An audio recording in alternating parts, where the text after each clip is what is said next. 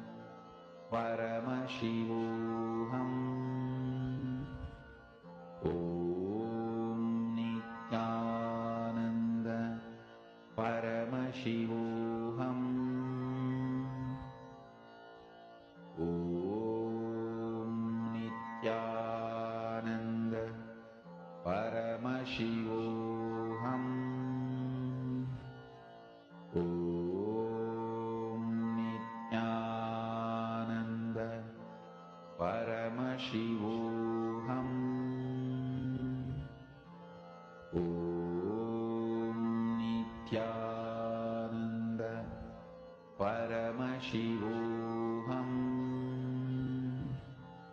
Om Nithyananda Paramashivoham.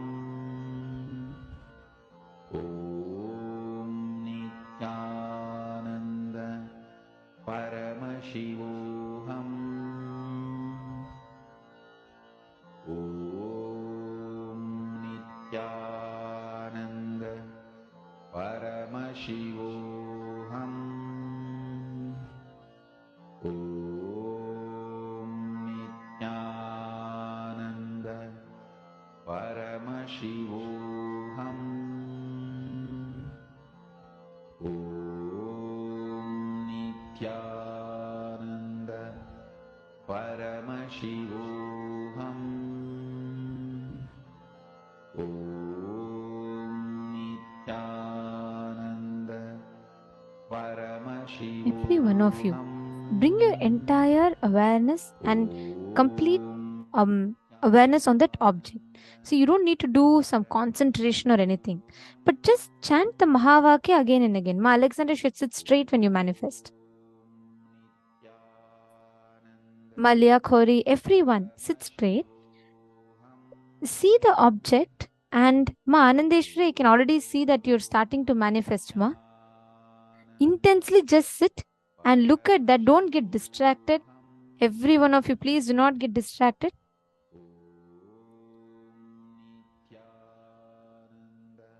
Chant the Mahavakya continuously. Understand as you keep manifesting this, you will see the experience that will beautifully happen in you. Only one thing again and again you need to understand in you is, I am consciousness. Your consciousness is 10 times more intense than the matter that is in front of you. So your consciousness is supremely powerful. You don't need to worry whether your matter is strong, I can't move it. No. It exists intensely powerful, supremely strong, and it can manifest whatever you want as per your will. With that declaration, sit now. Manifest.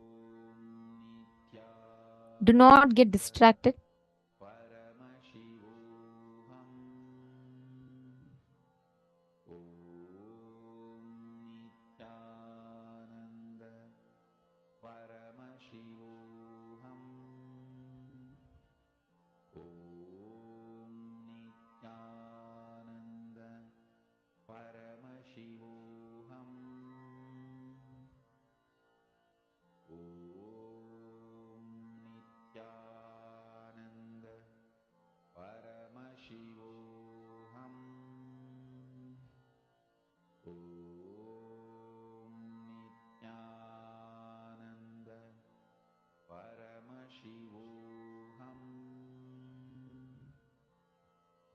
Chant the Mahavakya. Nithyananda Paramashivoham. Om Nithyananda Paramashivoham. Om Nithyananda Paramashivoham. Om Nithyananda Paramashivoham. Om Nithyananda Paramashivoham. Om Nithyananda Paramashivoham. Om Nithyananda Paramashivoham. Om Nithyananda Paramashivoham. Om Nithyananda Paramashivoham. Om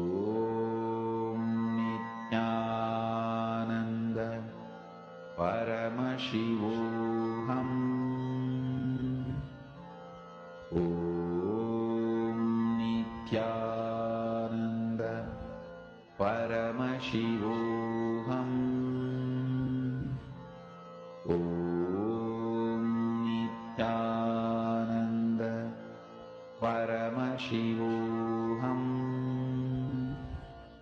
Om Nithyananda Paramashivoham.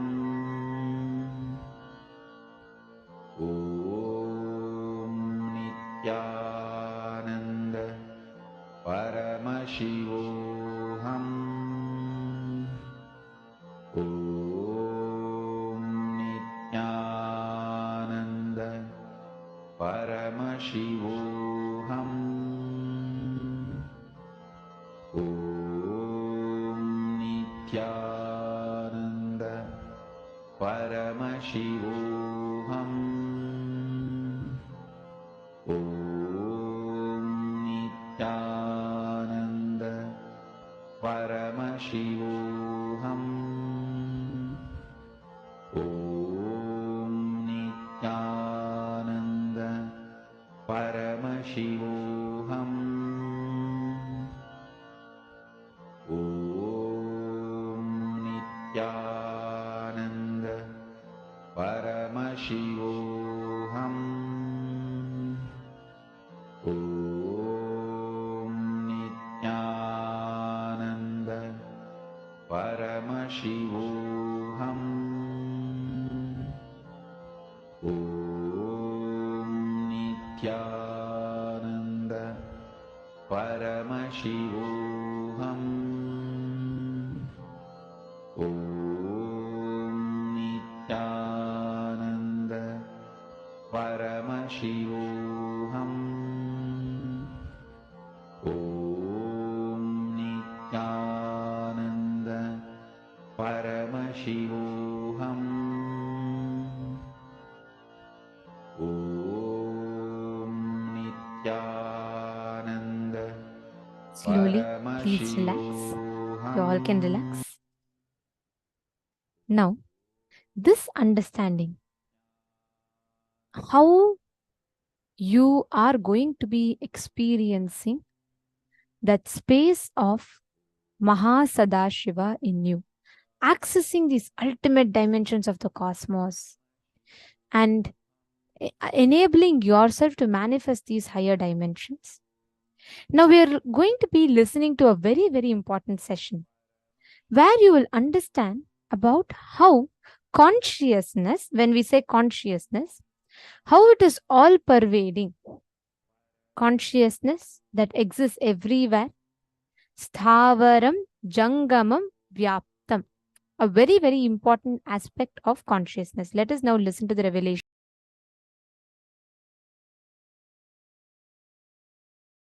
The fundamental principles of existence, your existence as individual self, or your existence as part of the society, your existence as part of your family, your existence as part of your community, your existence as part of your country, your existence as part of the humanity, your existence as part of the cosmos, in every level of existence, there are some fundamental principles to manifest what you want as reality. Mahadeva, Sadashiva explains this science as Agama.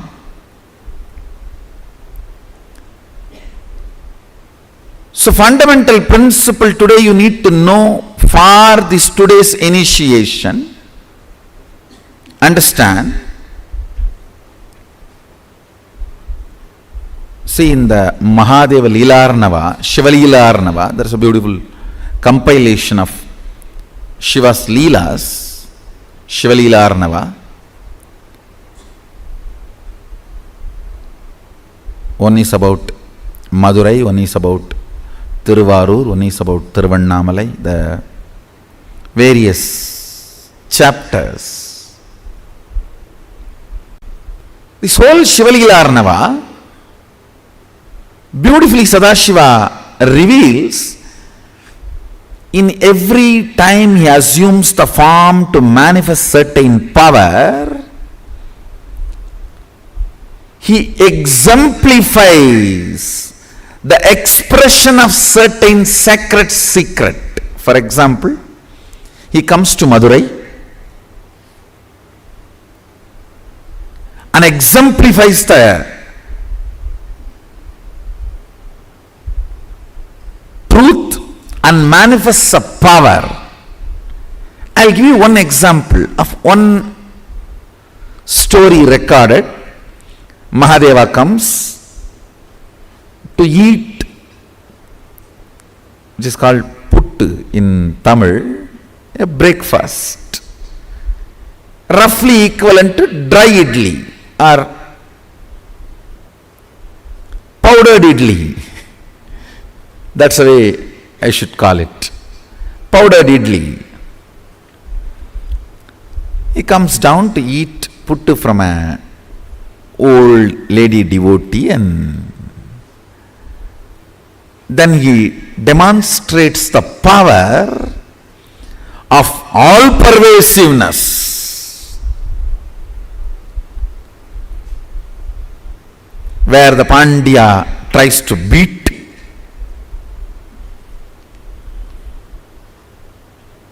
Mahadeva with his ruling staff, which still has the mark.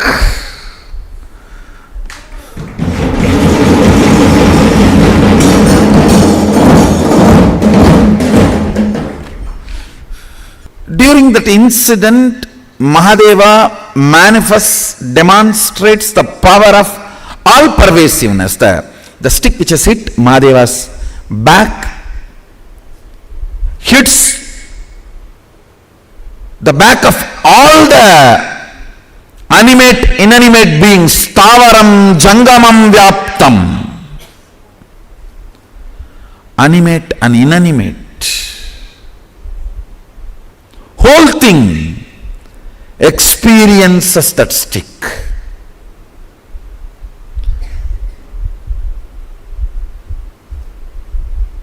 Understand the power he manifested in that Leela is Stavaram Jangamam Vyaptam. And the sacred secret he demonstrated in that Leela. He comes down to eat the love.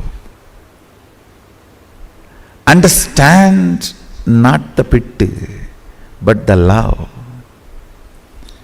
In your life, if you decide, you will eat only, you will perceive, enjoy, receive only the emotions, not the objects.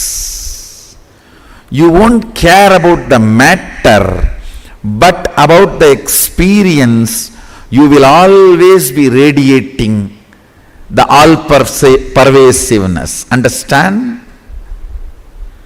Whoever decides, I have nothing to gain from this world, I am here only to receive and give the love, nothing else.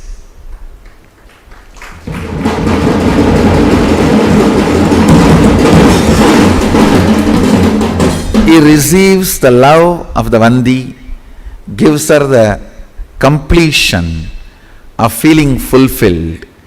Neither pity is big thing for him, nor the work he is supposed to do he is doing. He does it in a different way. The story beautifully says, he puts the semmad, means his turban, for his head and lies down. But the ministers are asking him, hey, put the sand and stop the Vaigai, build the embankment. He says, fools, you don't know from where the water is coming. I am covering from where water is coming. Hey, I am covering the source, fools. I am doing my job. You don't understand. It's coming from here, so I have to cover it here, not there.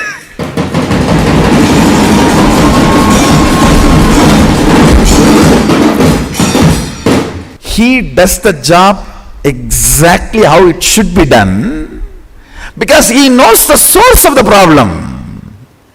He is stopping the water from the source. But these fools are forcing him to work as they think what is the solution. They think dumping the sand on the banks of Vaigai is the solution. That is the job he is supposed to do. But only he knows where it has to be tied.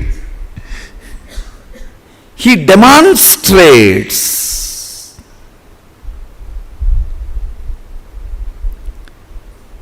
perception as useless, immaterial. Listen carefully. If you decide to operate only based on the pure emotions, not matter based, means you are the force which drives you. Instead of fear and greed, if you change the fuel to love, you will manifest the power of all pervasiveness. Love is the fuel for you to experience oneness. That is what he is showing in that one incident. Each incident, he personifies one sacred secret and he manifests that power which is expressed by that one sacred secret. If you want to manifest the power of all pervasiveness, practice the sacred secret of love being your driving force, not fear or greed. That will establish you in oneness and that will manifest the all pervasiveness power.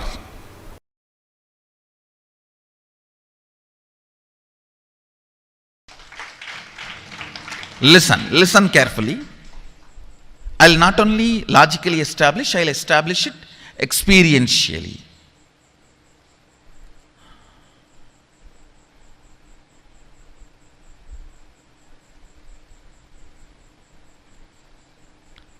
If you just internalize this thought current, you will experientially experience how all these are modifications of your own Atman, self.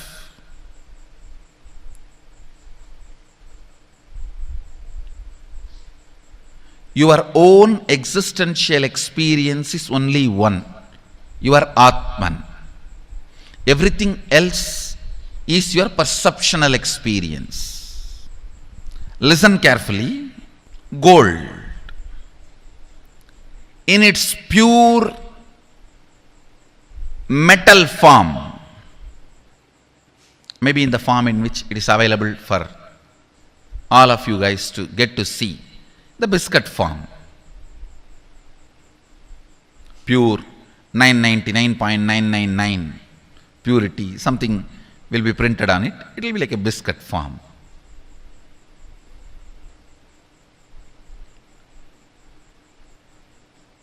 That is the existential reality, existential experience.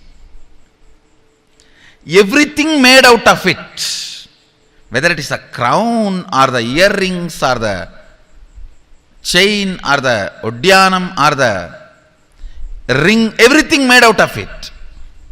is a perceptual reality, not existential reality.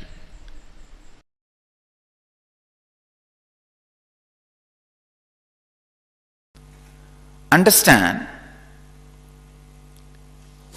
when you understand the fear and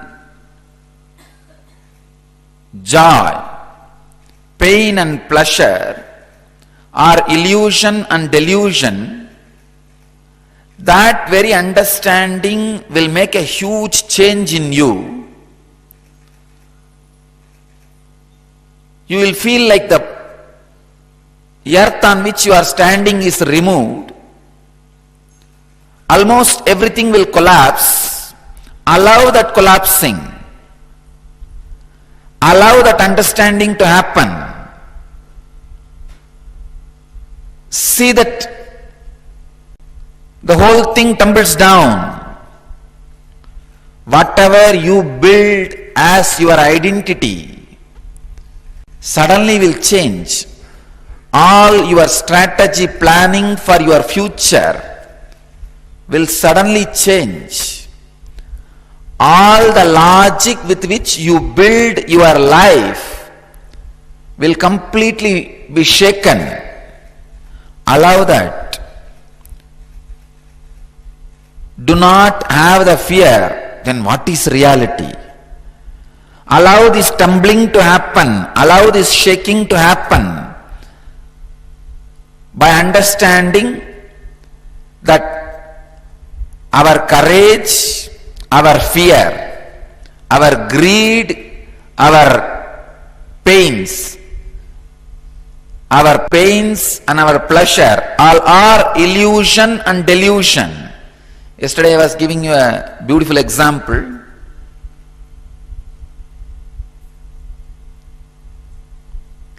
Many times life actually tests you. Life actually wants to test your stability, your understanding, your strength. But in a very foolish way, you respond and react and create whole thing as a mess. Please understand. Many times life really tests you. Do you stand this fear, which is delusion? Do you stand this greed, which is illusion? Or are you going to react in a foolish way and create bigger problems, bigger mess?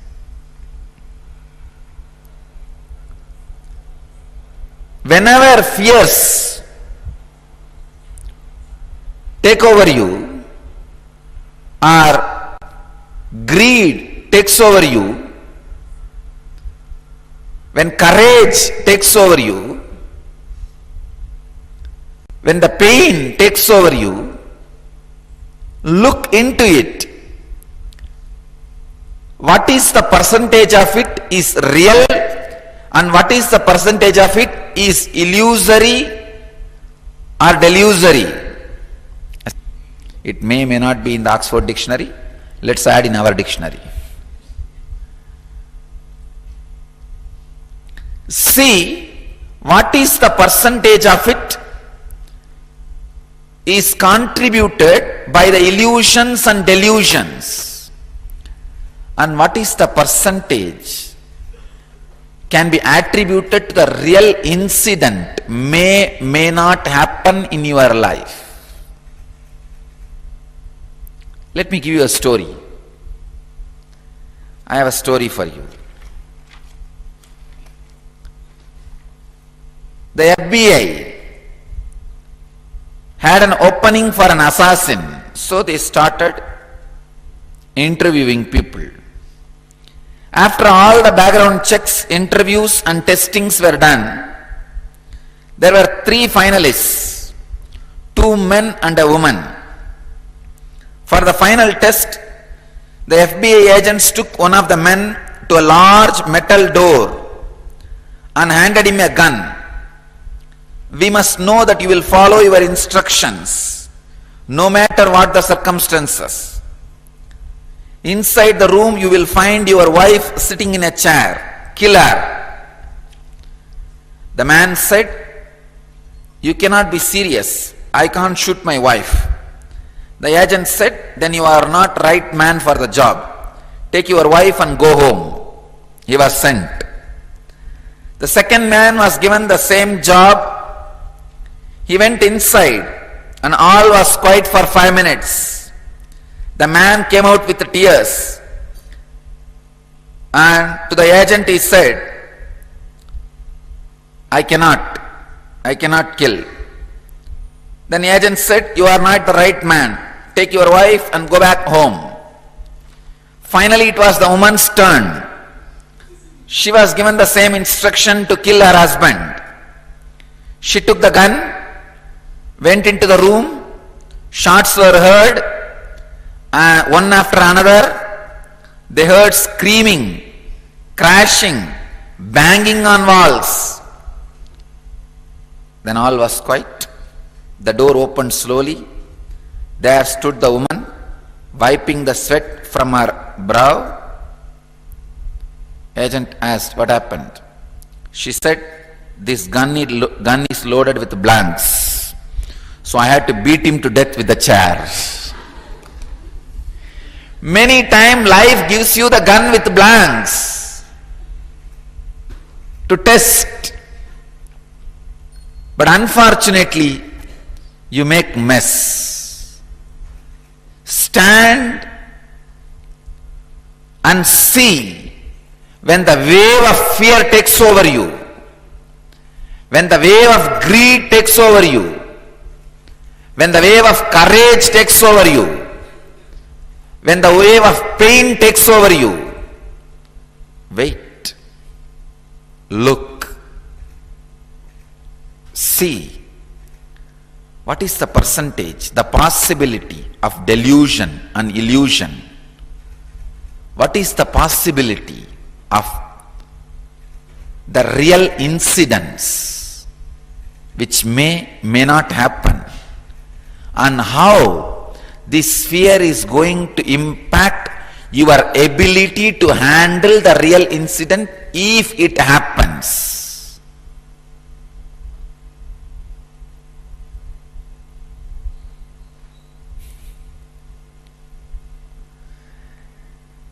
The ability to face, the ability to look, the ability to see. Please understand.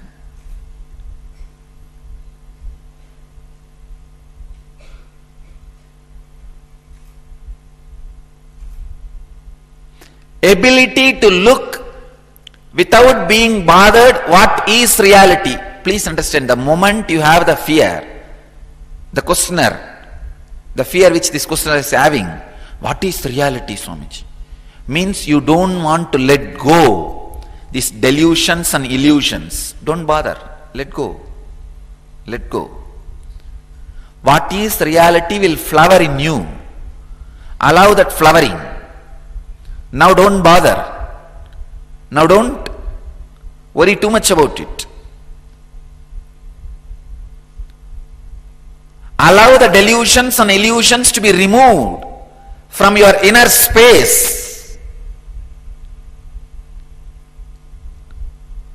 You will see the real incidents, which is reality, will never hurt you.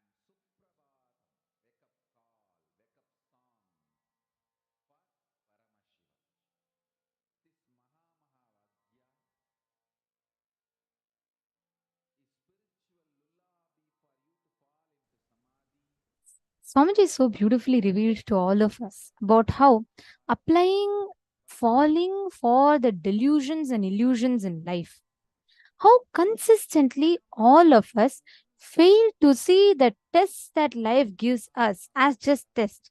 And we think that is reality and start operating out of that.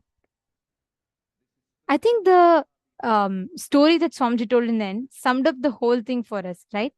Swamiji so beautifully revealed how whenever life puts you in test, when it gives you some situations to test you, you start thinking that it is reality, and you start coming to conclusions on life based on your understanding that that situation is reality, and you start operating from it, right?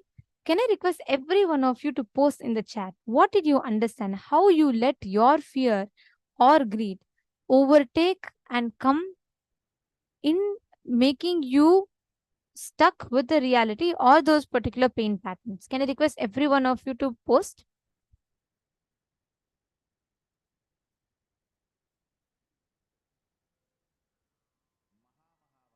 Sthavaram Jangamam Vyaptam.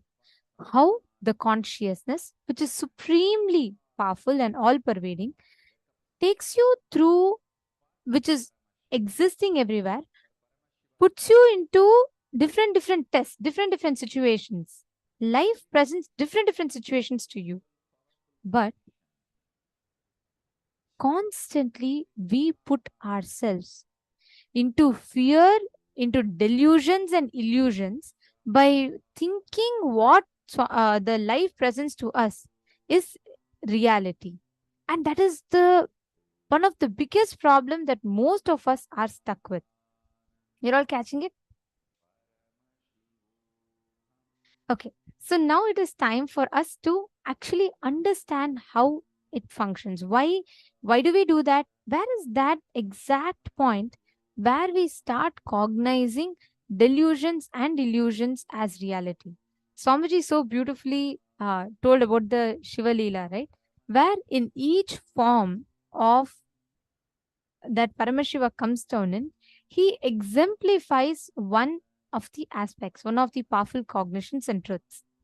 Like how when he came as in the Leela that Swamiji said, he came to completely remove all the uh, suffering and to establish the truth that he is all pervading. He exists everywhere. Paramashiva constantly gives us that experience. And now all of us are going to be experiencing that as consciousness. Ma Chetana, as much as you exist in Australia, as much as you exist in that body, you exist in the whole world. That is the supreme truth of how cosmos functions. As much as I exist here, I'm talking to you all here, I exist 10 times more intensely in everything that surrounds me.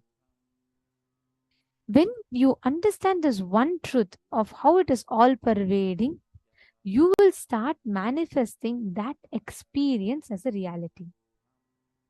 You're all understanding? Okay. So now, let us all manifest this experience in our inner space to experientially understand what it means. When Swamiji says we are all pervading, we are the supreme consciousness that exists everywhere. How exactly does that happen? What does that mean? Swamiji has conducted a very powerful meditation process on that. And we are all going to now be experientially understanding that by this Kriya. Shall we all do it? Can I request every one of you, all the participants, to sit straight, get ready?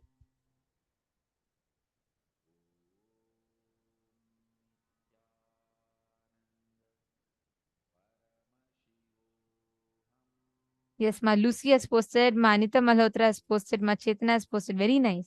See, whenever you let your illusions and delusions, Swamiji will say, even the smallest of incidents, life will make it look so big, as if you cannot handle it. It's beyond your capacities to you. Whenever you fall for that trap, then you collapse. Many times it'll just be a simple, silly thing. but life will make it look the way your delusions are, right? It will make it look like that's the most complicated problem.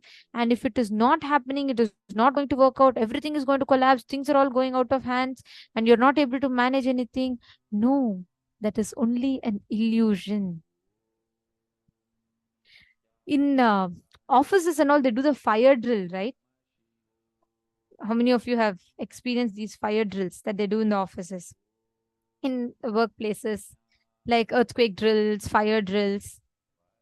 If you start believing, oh, there is real fire with that fire drill, and you decide, okay, even if my life goes, it's okay, I need to say, let me jump out of the third floor, it is just foolishness, because it's only a fire drill. Same way, many times when life gives us just fire drills, we think that is reality and we just make drastic decisions from that. That is why never let that reality, which you think is reality, but which is actually an illusion that life presents to you, never let that dictate your decisions in life. Great. Okay. So let us all do this meditation now. It's a very powerful meditation which will awaken you to the experience of Sthavara, Jangama, and Vyapta, the all-pervasive existence of consciousness. Let us enter into the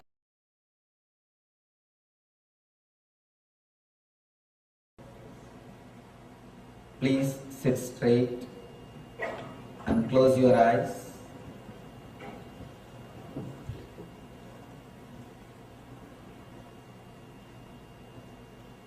Let your head, neck and backbone be in a straight line. Intensely pray to the ultimate energy to give the experience of this meditation to us.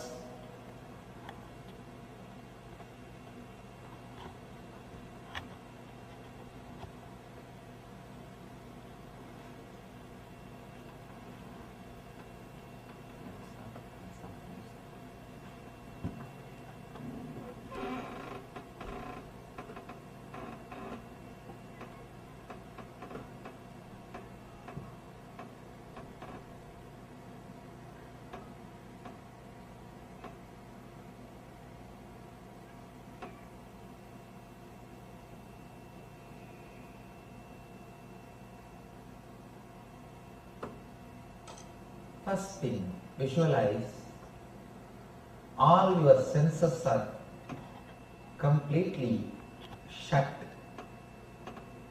Visualize your eyes are completely closed. Your eyes are shut. Don't allow any visualization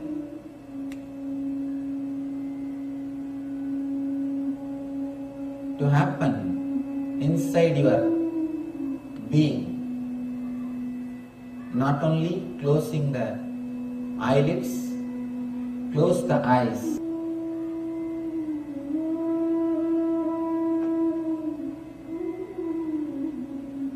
Visualize your eyeballs have become completely dark. You are seeing only darkness in front of you. Visualize your ears are shut.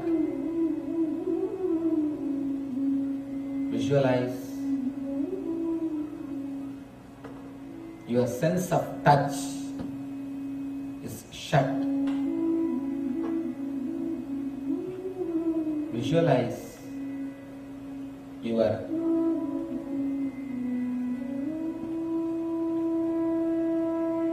smelling capacity is shut.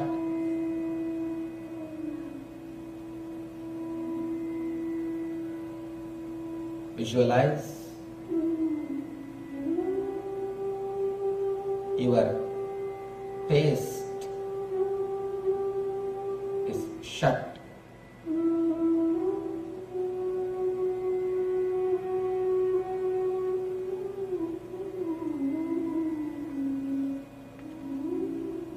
feel deeply. All the five senses are shut.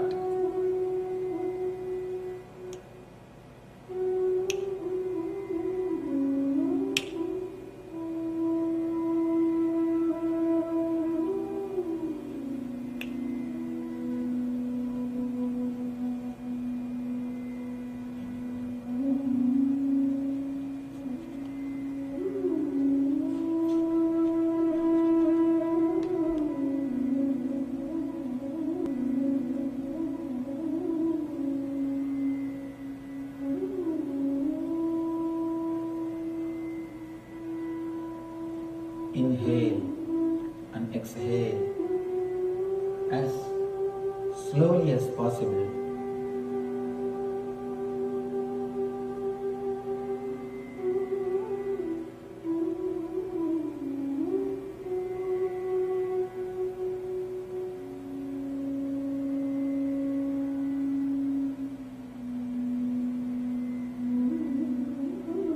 Inhale and exhale as slowly as possible.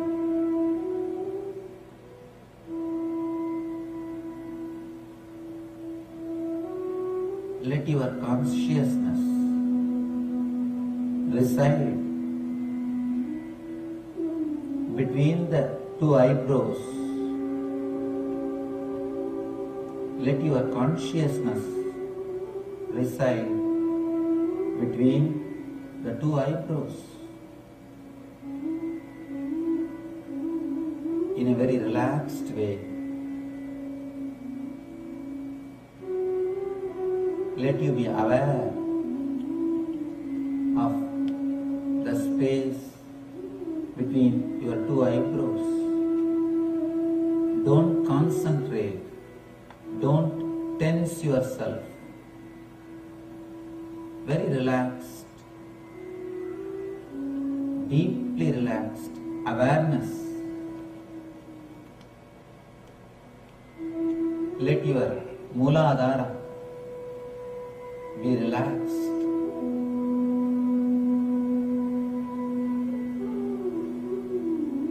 Root of the spine.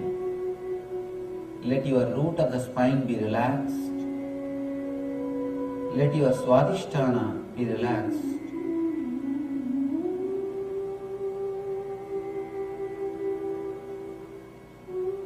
Let your whole consciousness come up to the Ajna chakra, which is between the eyebrows. Let you concentrate in the space between the eyebrows. Let you relax in Ajna chakra between the eyebrows.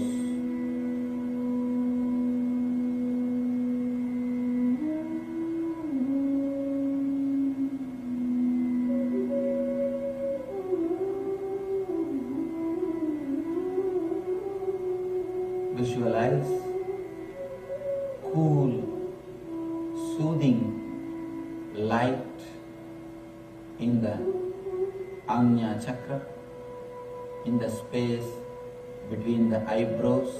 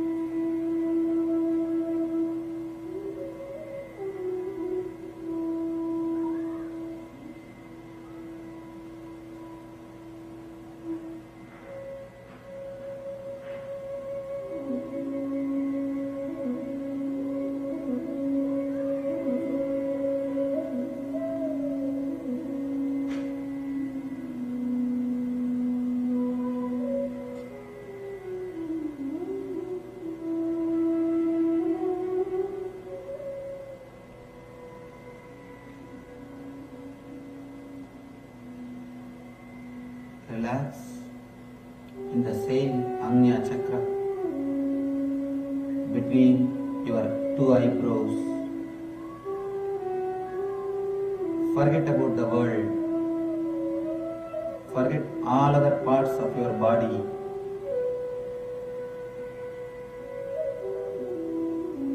Forget everything about your mind. Let you forget the body, mind and the world. Remember only Agnya Chakra, the space between the two eyebrows.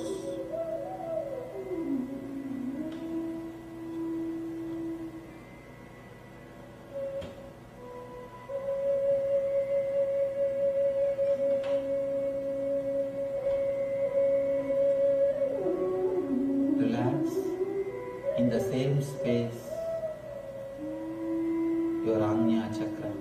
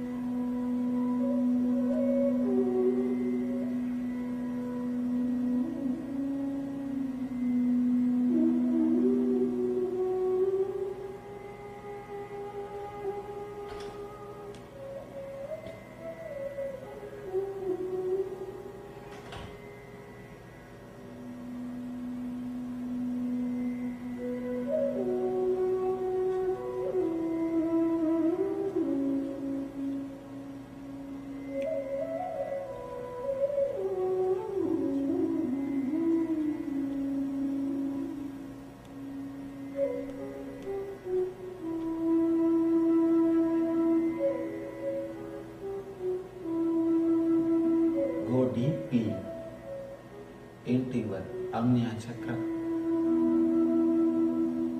in the space between the two eyebrows.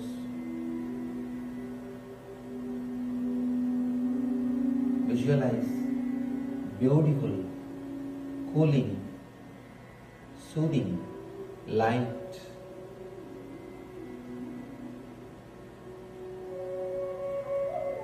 In the Agnya Chakra, let you experience beautiful, blissful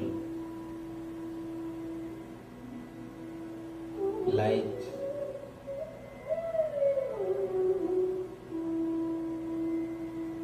In Agnya Chakra.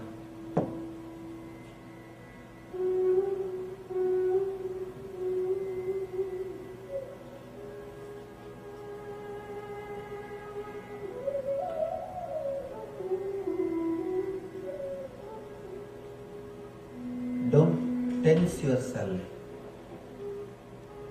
Let your awareness be on the Agnya Chakra in a very relaxed way. Let your consciousness rest in the space between the two eyebrows. Let you rest in the space between two eyebrows in a relaxed way. Let you relax.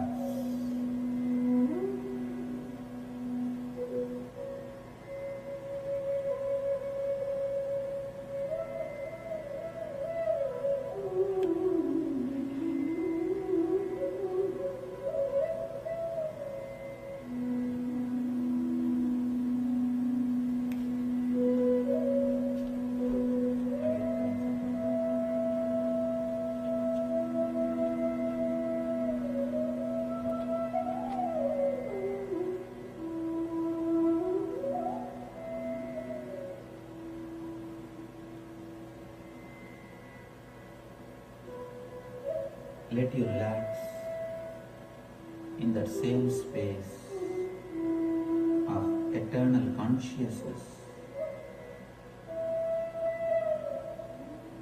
Let you be beyond the body, mind.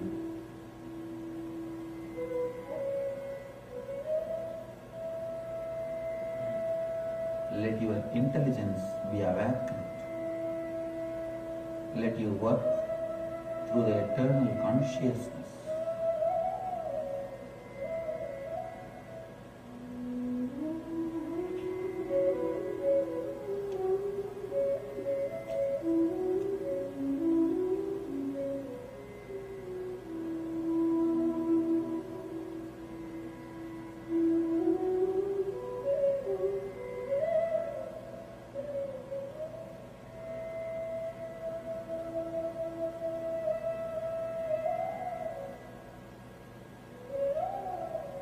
Let you have the pleasant awareness of Anya Chakra.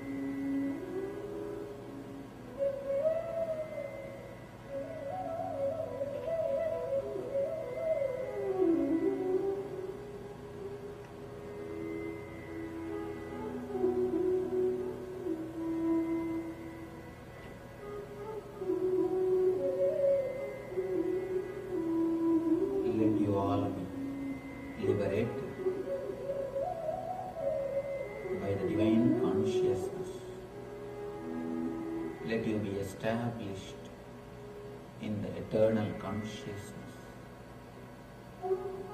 Let you all be in, become one with and radiate eternal bliss, Nithyananda.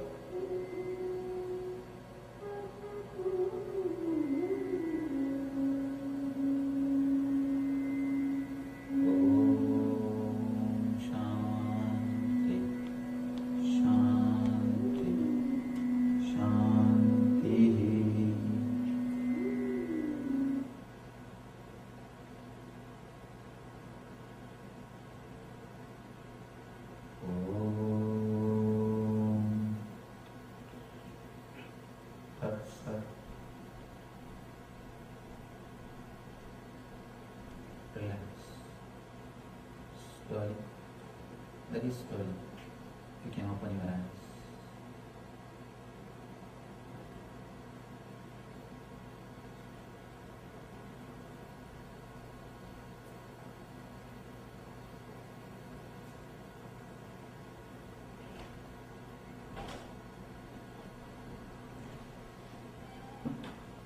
let you start staying in the same mood at least for next 10 days.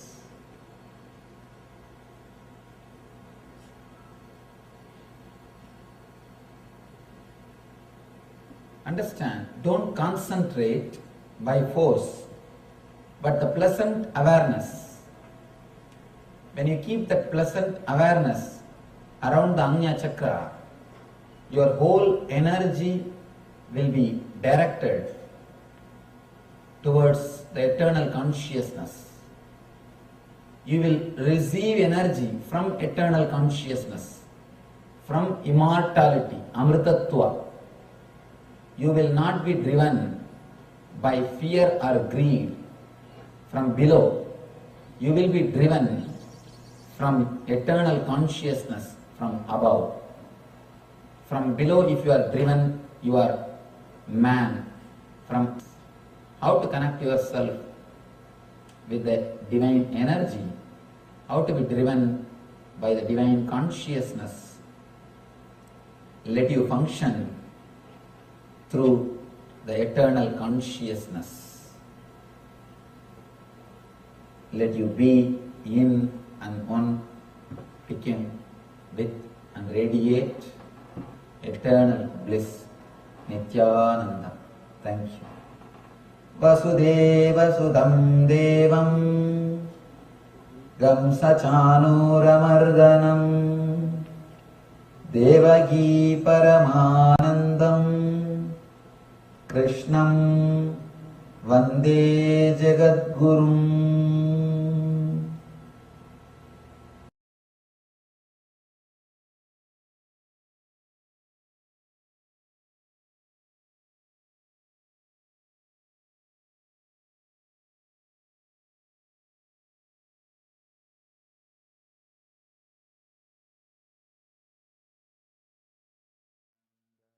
Please settle down, relax.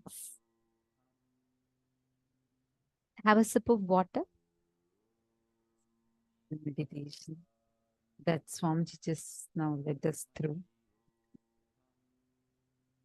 It has, how many of you feel the deep peace, extreme bliss manifesting in you? How many of you feel that?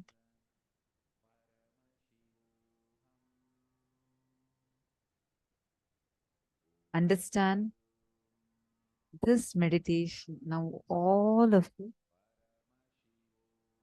just sit in the same space that the meditation has taken you into. Sit in this blissful space. Now we are all going to enter into power manifestation.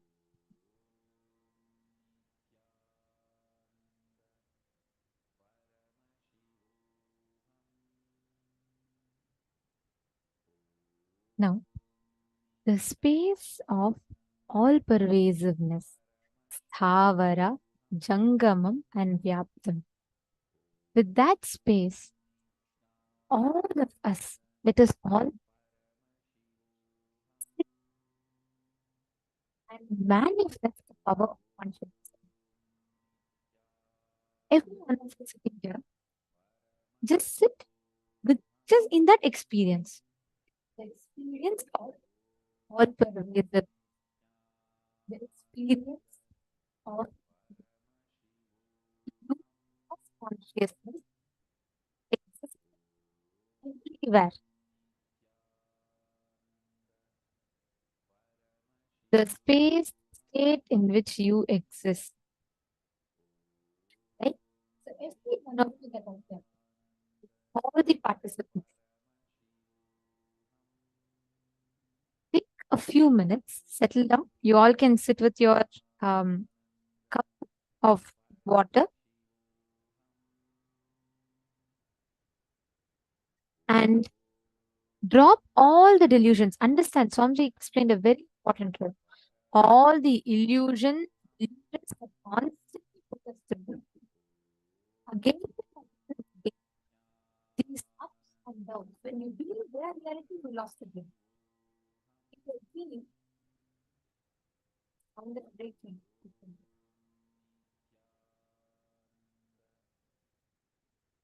better now.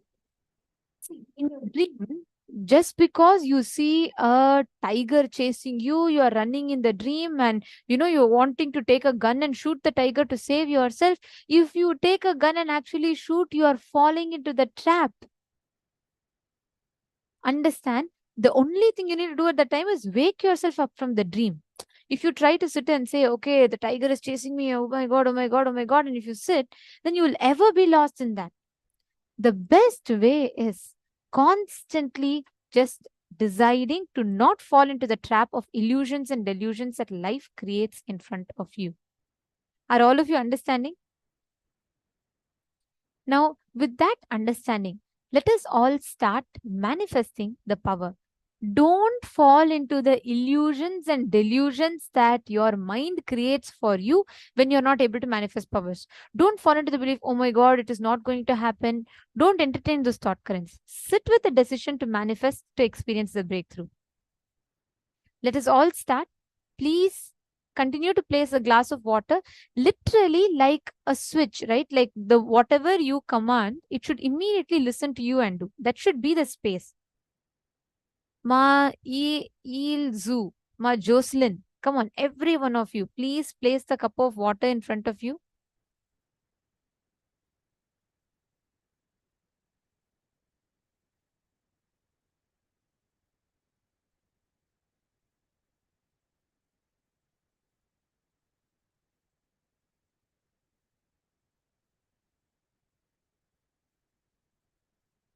Just connect to Swamiji.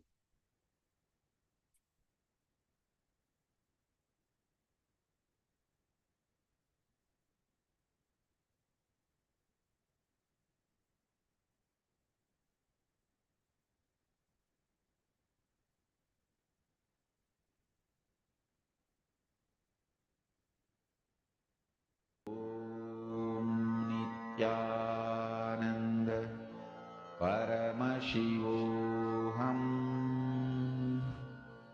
Om Nithyananda Paramashivoham. Intensely keep the object in front of you. Manifest. Connect to that object. Ma Irene, when you're sitting with that object, right?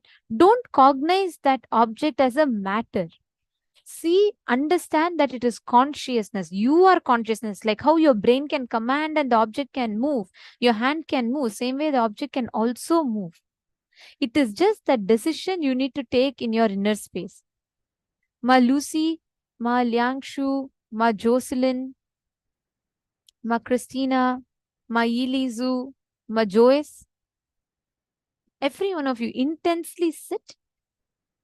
Ma Nitya Priya Advaita, if whenever you are sitting for manifestation, can you always put Kumkum, Jnananjana? It will really enhance your manifestation.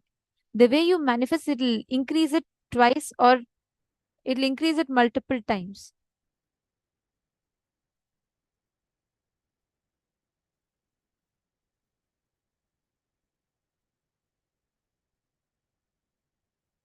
Chant the Mahavakya. See, you need to do very simple thing. You can keep your eyes open and you can all look at the object. Whether it is a needle or a blade of grass or a rice grain that you're keeping in front of you. Center yourself on the understanding that I am consciousness.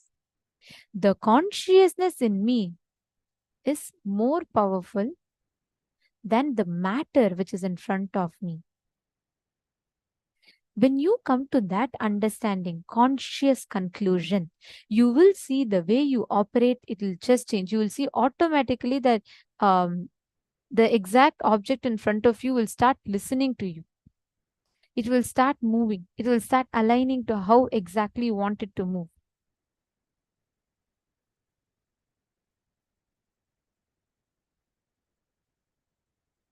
Continue to chant the Mahavakya.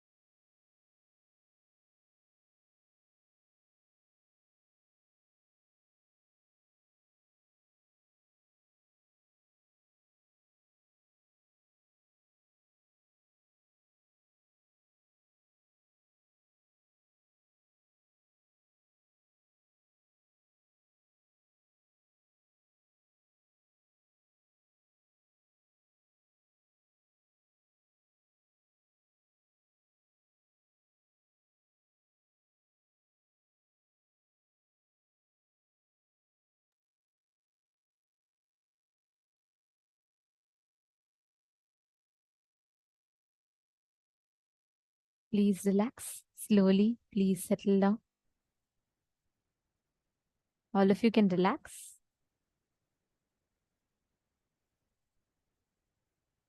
Now, as you're manifesting, understand this dimension of you, experiencing your dimension as consciousness, the Parama, the ultimate, the supreme. Every time you manifest this power, that is the experience that it leads you to. That is the experience that it leaves you with. Okay. So today, when all of you are manifesting this power, let us all get ready to experience this exact cognition through the initiation. Every one of you that are here, we are going to be entering next into a very beautiful session, which is going to be explaining to us about one of the most beautiful, important truths. You will learn about how our brain, there's something called conscious elasticity. What is conscious elasticity? How is it relevant to us? Let us learn and let us listen to these revelations from Swamiji now.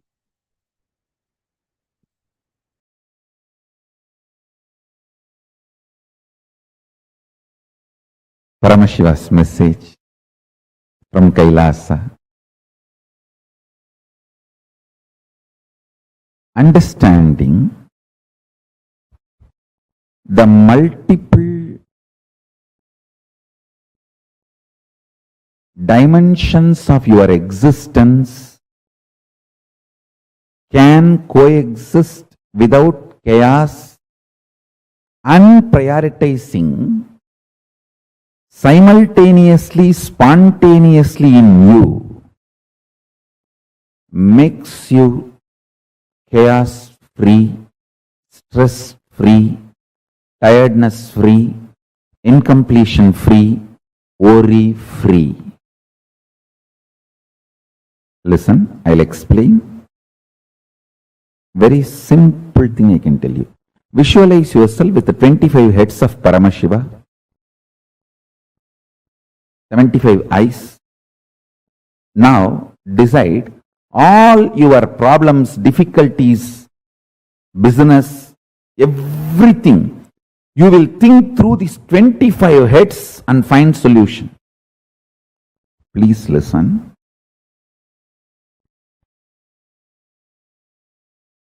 These visualizations like 25 heads of Paramashiva, 75 eyes of Paramashiva, 50 hands of Paramashiva, all these expands your conscious elasticity.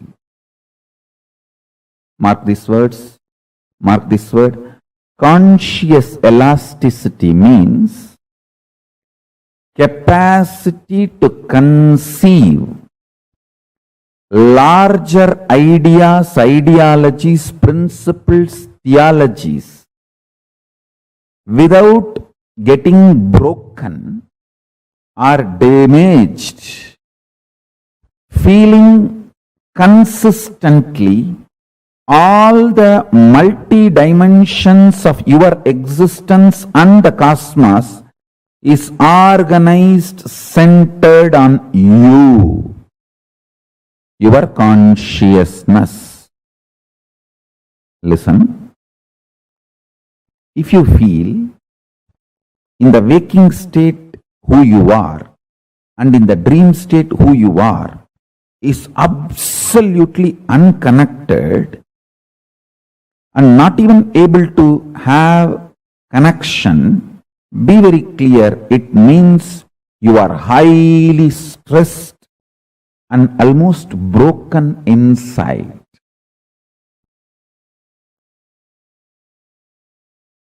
The multiple parts of you, dreaming part, visualization part, thinking part, emotional component, feeling component, deciding component, all this, if it is connected in sync, synergic. That is what I call conscious elasticity. It just gets pulled, pushed, dragged, but never gives way, breaks. Falling into dream state, falling into deep sleep, getting out of it should be almost like a sweet vacation.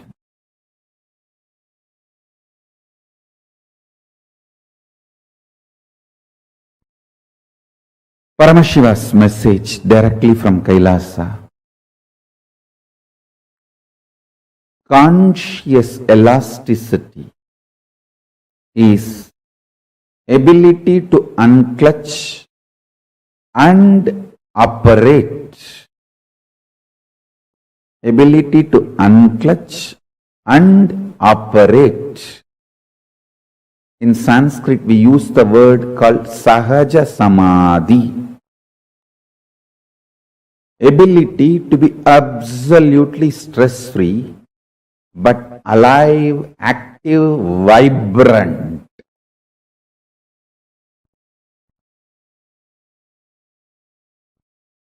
I can sit in Nirvikalpa Samadhi whole day in this Batmasana and go on releasing the ideas about Kailasa, Reserve Bank of Kailasa. Usually presidents, prime ministers, head of states, if they want to reveal something, announce something to the world, they will call for a press meet. There will be a formal press meet, they will announce and the media will ask questions and they will answer, then it will be taken to the world. But here, I did not even make the announcement. I said, I will make the announcement on Ganesh Chaturthi. That's it. It is all over media and social media, internationally, globally. I finished the satsang, went and sat in Samadhi, attended to some of my puja and all the spiritual activities. When I came out and saw just Reserve Bank of Kailasa, 200 videos are up there. Actually, we are ready to announce, we are going to be announcing, and I am already ready with all the policies, very elaborately the economic policies and economic strategies. And actually, I was planning this 10 days Brahmotsavam itself. I will detail out all the economic policies and principles, strategies with Shastra Pramana in English and in Tamil, both languages. In both languages, I will use Sanskrit. Fundamentally, the policies are formed based on Sanskrit scriptures.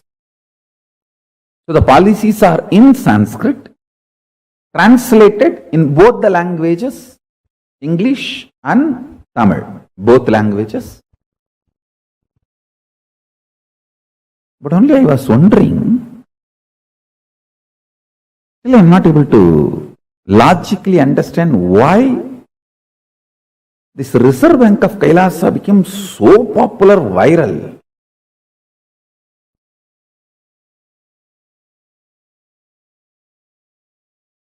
Because I am talking every day, so many things. Understand the principle of conscious elasticity, then you will be able to understand what I am trying to share with you all. Conscious elasticity means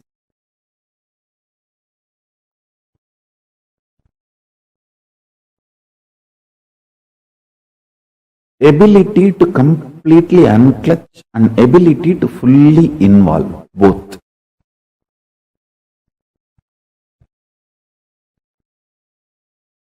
This ability gets built in your system when you start enjoying unclutching more and more.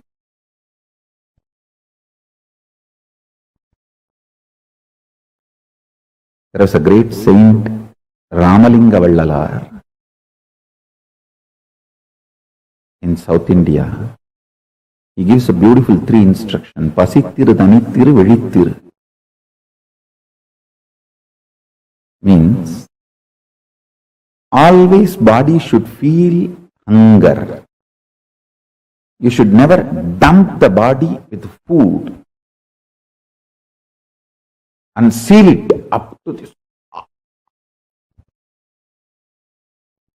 Pasittiru. Always body should be functioning,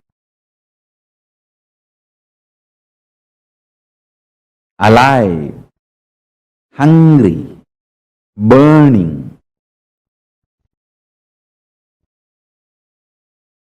Jataragni should be burning. See the Homagni also in Yagunda also. If you dump the whole thing, the fire will be choked and it will not even be able to burn whatever you offered as ahuti. So you should do it in such a way that the fire should not be overloaded.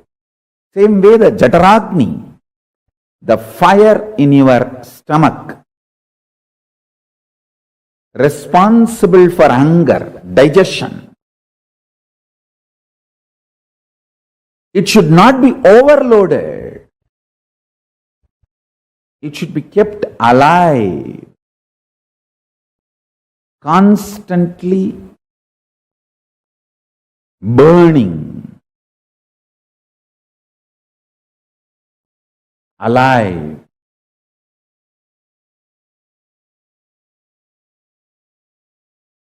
Excited, inspired, burning.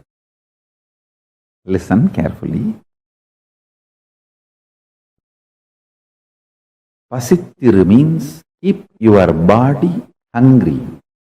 Always, always a level of hunger should be there. Thanittiru, be unclutched. Vilittiru, be fully alive in the state of Turiyatita and Turiyatita. That's the essence of this great saint's teaching, Ramalinga Vallalar. Pasittiru, Thanittiru, Vilittiru. These 3 will make the conscious elasticity happen in you.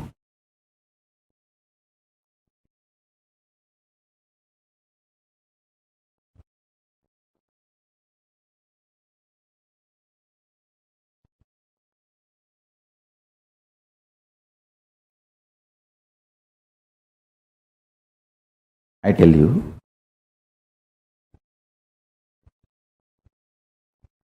human mind is capable of manifesting everything in the life. Listen carefully. You are absolutely capable of manifesting all the powers and possibilities of Paramashiva. Your delusion,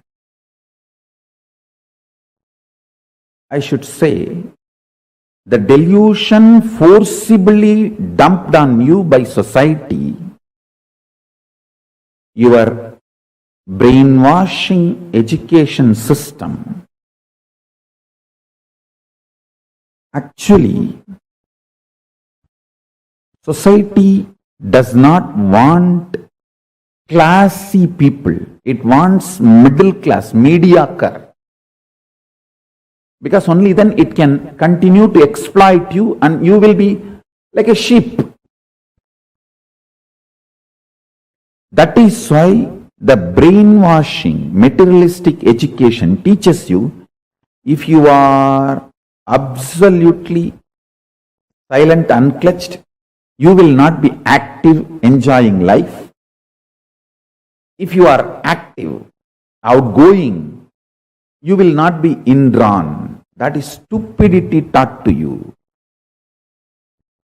This is taught in multiple levels.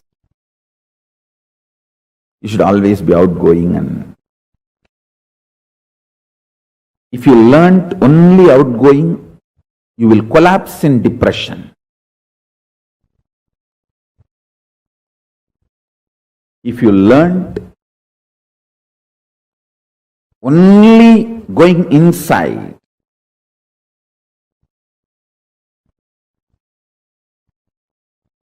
you will not collapse in depression.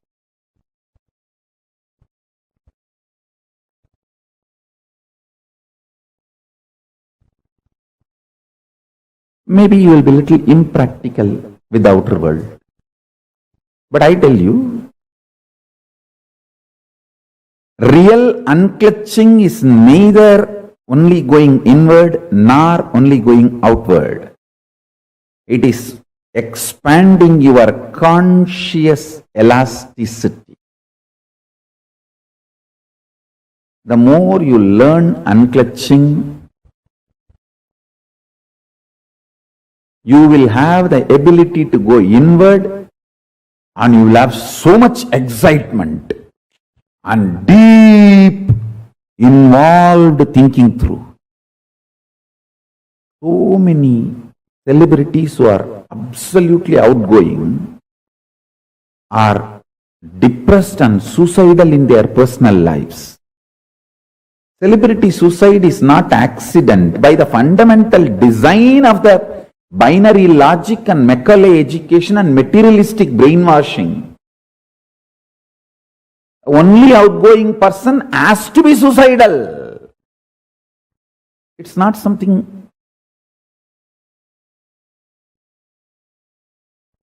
rare, whether comedians or stand-up comedians or all celebrity, the film actors or even the celebrity journalists, stage actors. The only outgoing, and you see, if you are brainwashed, you are capable of only one thing. That is all is needed to destroy you. Either you die as a mediocre forever, or you live as conflicted genius and collapse. I tell you, conscious elasticity,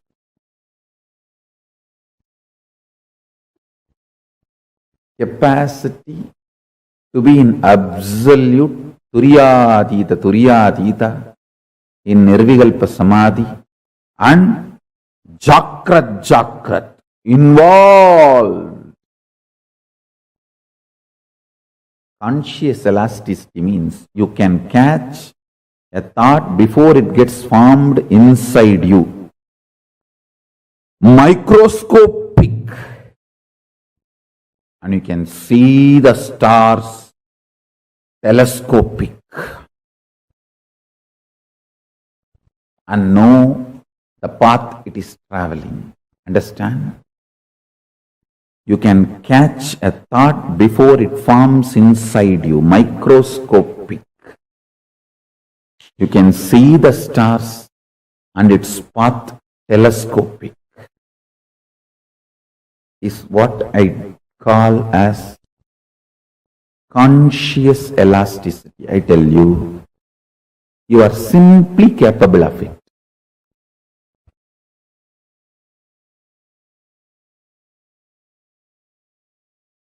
Visualize you with 25 faces. I tell you, every day you are also doing all these 25 actions. You are creating something. You are maintaining something.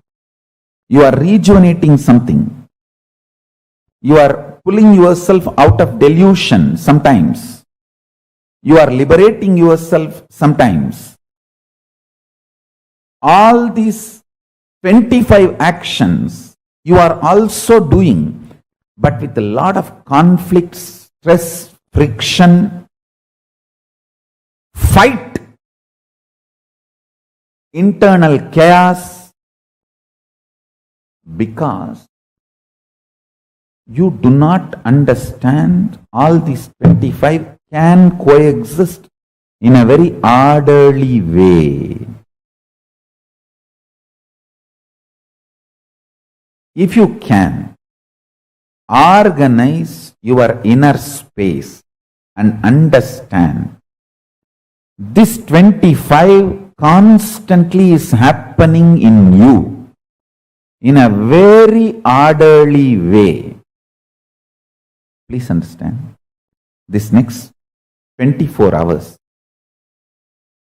I want to dedicate this. I want to dedicate it to this one principle. All of you sit and pen down, think, do Vakyartha Sadas on this one principle. How you are doing all these 25 actions of Paramashiva in your life every day. Understand? Macrocosm is Paramashiva, microcosm is you. You are the microcosmic version of macrocosm Paramashiva. Brahmanda is in Pindanda. Brahmanda is Paramashiva. You in your body, in your Pindanda, is direct version, reflection, representation of that Paramashiva in all his glory, capability, possibility and powers. You are blueprint of Paramashiva. Conscious elasticity. If you visualize you with all these 25 phases of Paramashiva, the different aspects of your life,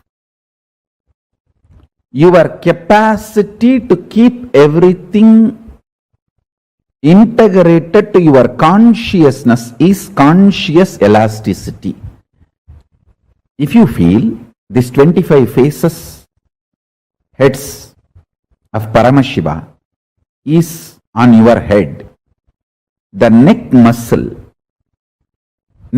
actually keeps all the heads integrated to your body.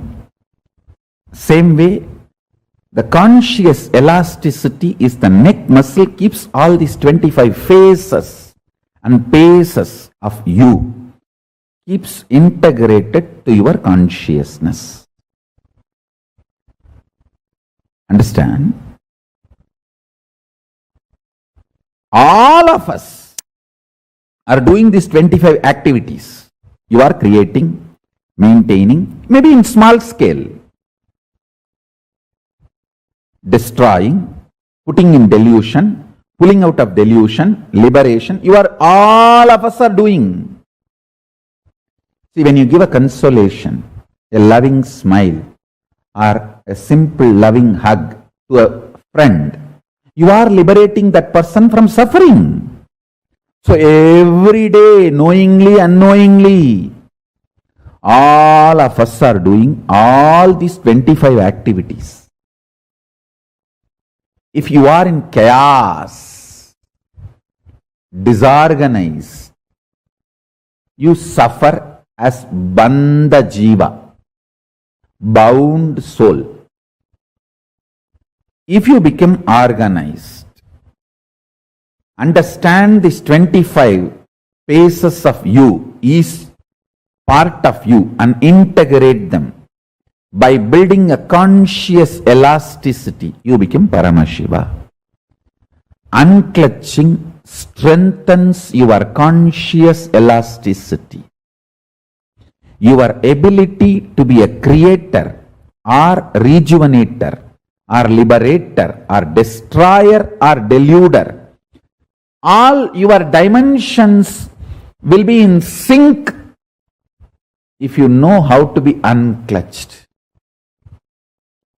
By more and more unclutching, build conscious elasticity. That's the essence of today's satsang.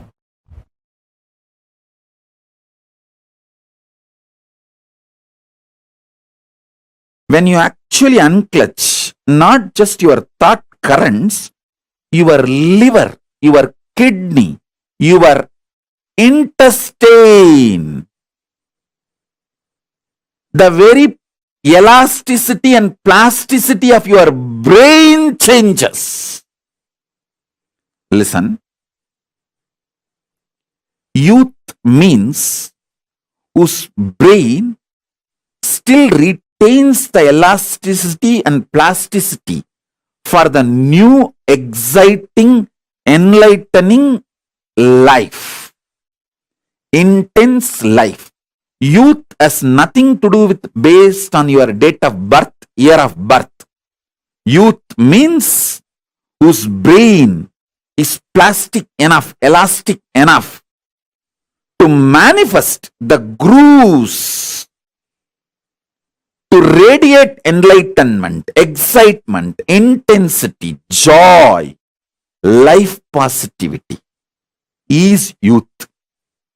So when you unclutch, sit in unclutching, your liver changes, your intestine balances, the elasticity and plasticity of the brain, the ability of your brain to develop the new grooves changes.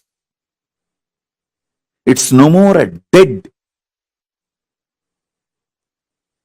frozen stone. It's a living clay in which the new grooves can be formed.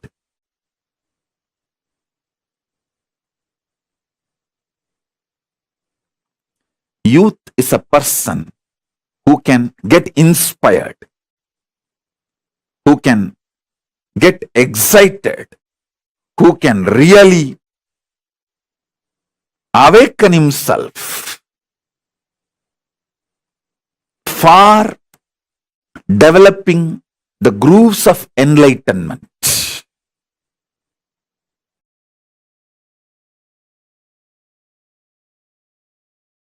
Simplest way, as it happened in my life, I tell you.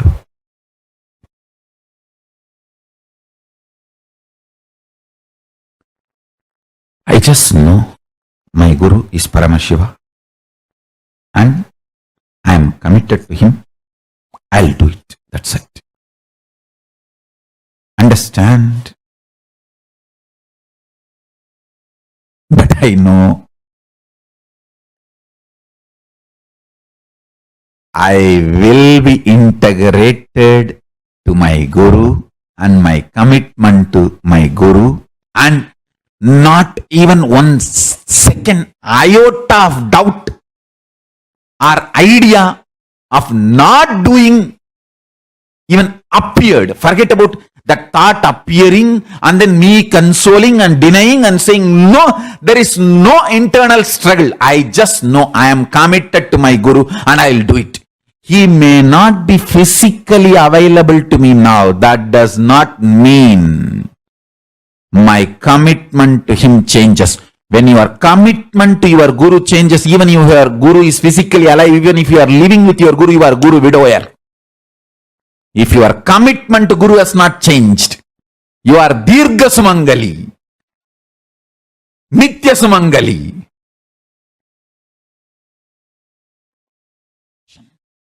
I am committed to my Guru and his word to revive the enlightened civilization, Kailasa on the planet Earth. I'll do it. I will continue to strategize, and I also know very strongly I cannot be destroyed. I am Akshaya. Because my Guru is Akshaya. I am committed to him and he is in me. He has given me that oneness. I am Akshaya. I cannot be destroyed. I'll do it.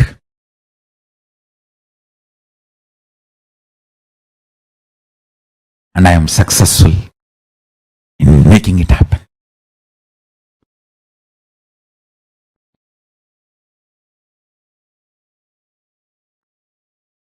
tell you,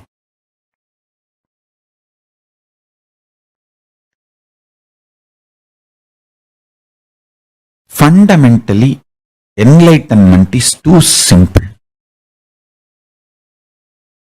The identity you cognize as you just needed to move from pi of destructive individual identity to pi of Paramashiva. See, your foundation software, that binary code is destructive, powerless ideas, concepts, cognitions. If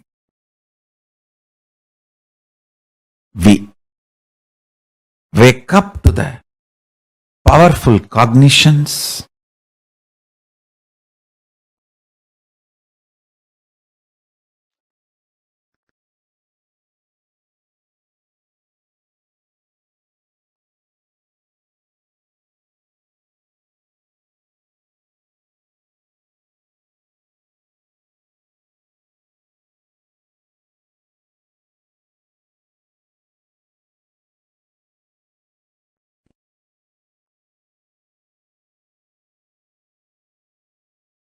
I tell you,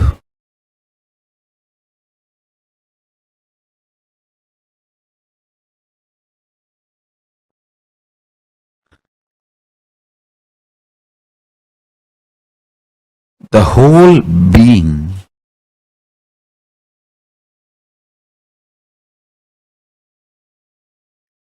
you will move in right direction. Understand? If you are moving in wrong direction, even your success is a struggle. If you are moving in right direction, even if your struggle is success. Even your struggle is success. Whether life is a struggle or success is all about the direction, not about the speed or what you face during the journey. Understand? The word struggle or success, failure is defined by the direction you are moving, not by the incidents, situations, things you face during the journey. No. If your identity is right, if your Akshaya Guna, the pi, the cognitions are right, even your struggles are biggest success. Even if people feel you are struggling, you are grand success.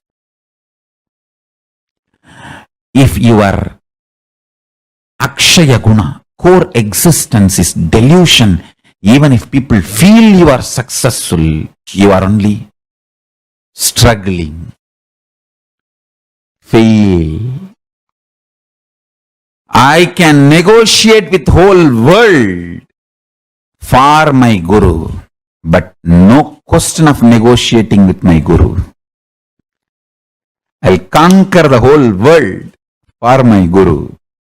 No question of even looking up to see his face, only feet. Understand?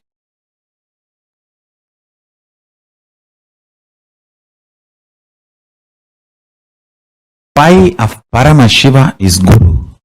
If you negotiate with the core concept Akshaya Guna, then when are you going to reach and be integrated and strategize for it?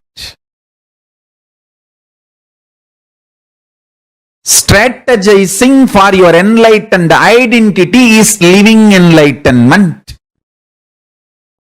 Strategizing to live and manifest your enlightened identity is living enlightenment.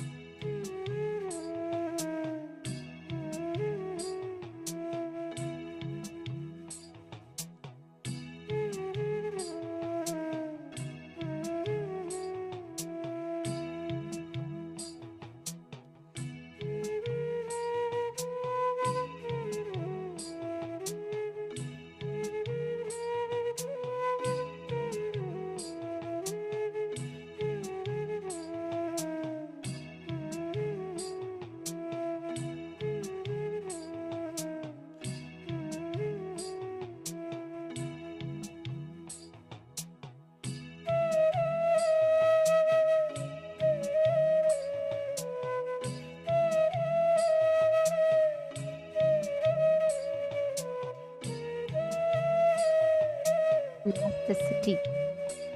Your ability to visualize, to perceive, experience the expansion inside of you. The 25 actions of Paramashiva that we do simultaneously, spontaneously, and synergetically is conscious elasticity.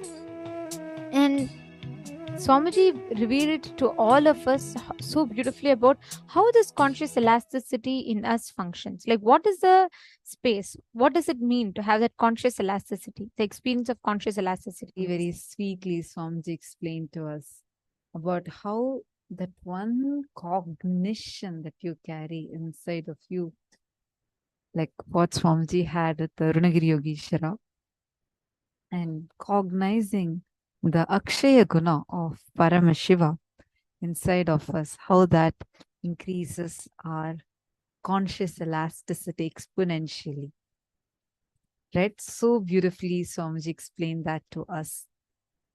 Now we are all going to be understanding this conscious elasticity a little more deeply inside us.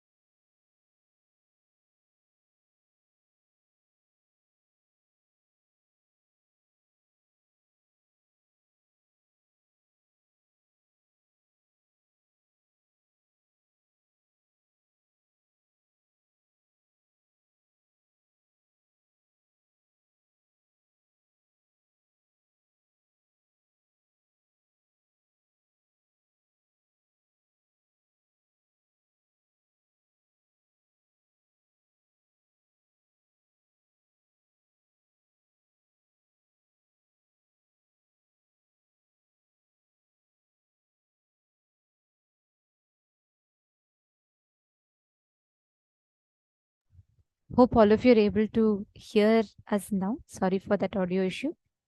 Conscious elasticity means your conscious ability to become everything. Ekam becoming anekam. Anekam continuing to remain as ekam. You sitting, experiencing in the multiple dimensions where you experience continuously yourself happening in the different dimensions of the cosmos. Ekam becoming anekam, and anekam continuing to remain as ekam means the one becoming many, and even when you are many, continuing to remain as one. Swamiji beautifully said, right? The macrocosm is Paramashiva, microcosm is us. You are the microcosmic version of macrocosm. Paramashiva the Brahmanda, and the macrocosm is in the microcosm. The microcosm is in the macrocosm. The Brahmanda exists in the Pindanda. The Pindanda manifests as Brahmanda.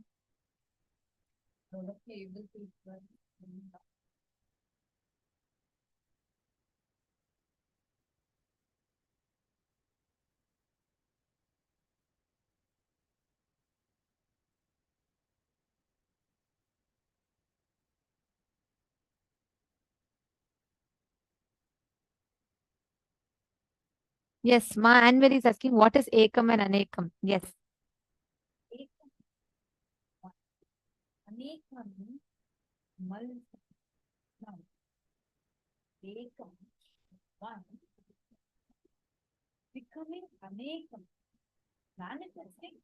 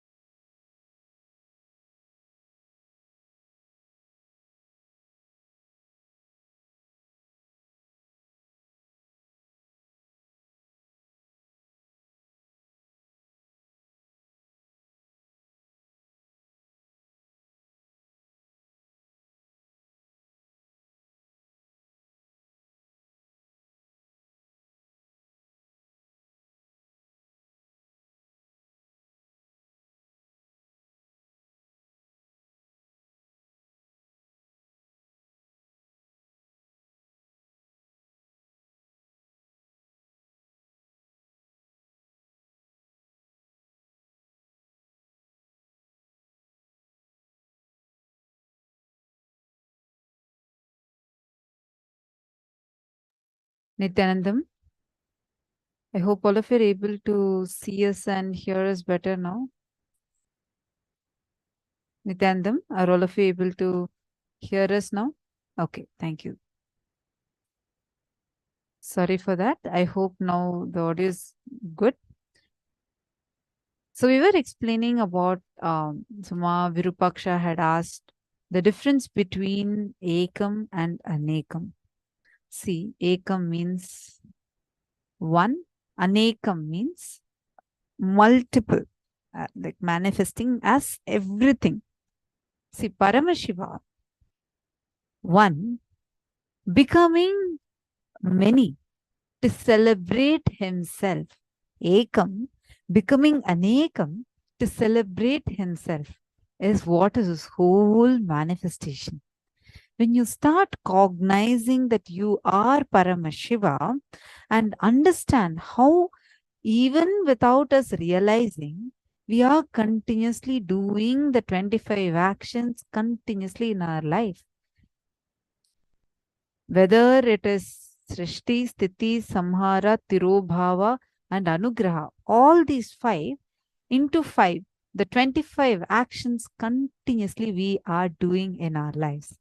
This multiplies and expands our conscious elasticity.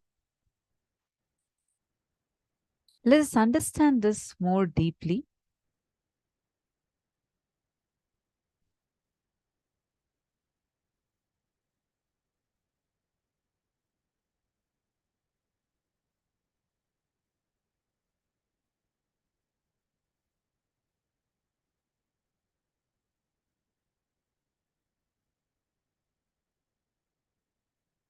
Understand, macrocosm is Paramashiva, microcosm is us.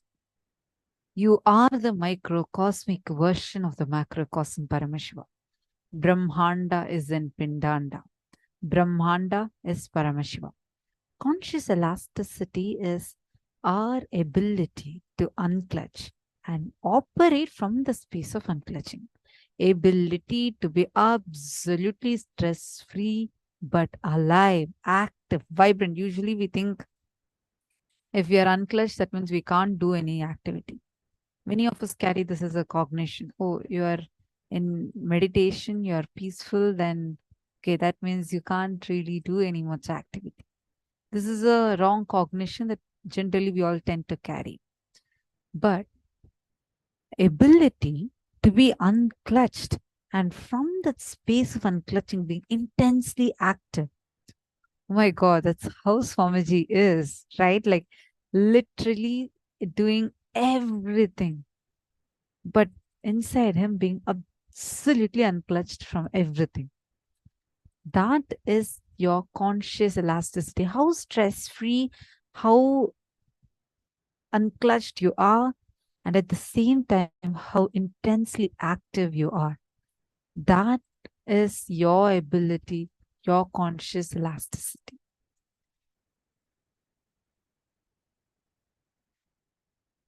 Visualize yourself with 25 faces every day. You are also doing these 25 actions. You are creating something, you are maintaining something, you're rejuvenating something. You're pulling yourself out of delusion sometimes, you're liberating yourself sometimes. All these 25 actions you're also doing, but with a lot of conflict, stress, friction, fight, internal chaos. Because we don't cognize and understand that these 25 actions can coexist in a very orderly manner. If you organize your inner space and understand that these 25 is constantly happening in you in a very orderly way, that conscious elasticity, your ability to be in nirvikalpa samadhi, absolutely unclutched space, and your ability to be fully, passionately involved with life, living in sahaja samadhi. First, it is possible. Second, it is supposed to be built consciously. Third, human brain is hardwired for it. Understand these three statements. It means literally all of us have that ability to be absolutely unclutched, have that ability to be able to play with all these 25 in our lives, continuously organize it or in our inner space and live as Paramashiva.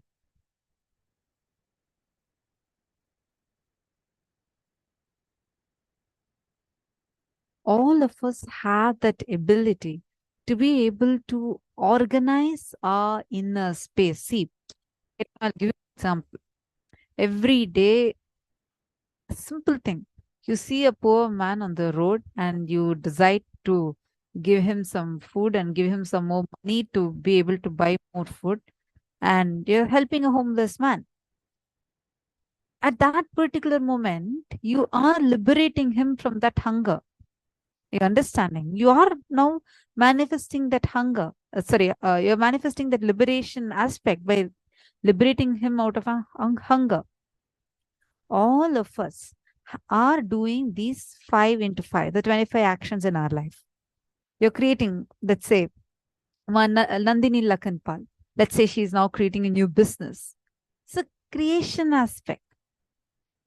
And now you're sustaining, you're running your business, you're planning and sustaining that business. Your sustenance aspect is being active. Mapriyadvaita. Now let's say she is ready to reinvent herself. Something powerful cognition is clicking. She's reinventing herself with a new powerful cognition. Then that is a rejuvenation aspect.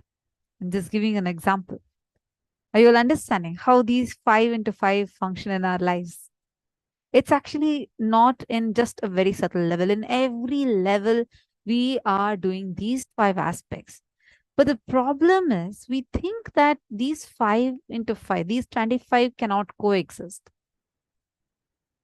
And we think that the whole thing can only be in a chaotic manner. That's why our whole life is chaotic, conflict. We go on having these things. But the moment you decide that you want to you want to organize your inner space and cognize, just like how Paramashiva is doing this 25 actions, you also can do all these 25 in a very systematic, organized way. Understand? First, it is possible. Second, you can do it. Consciously, it needs to be built. It is not some automated thing, it's already there. You need to build that consciously. Third, our human brain is wired for it, meaning we can easily do it. How many of you are understanding this?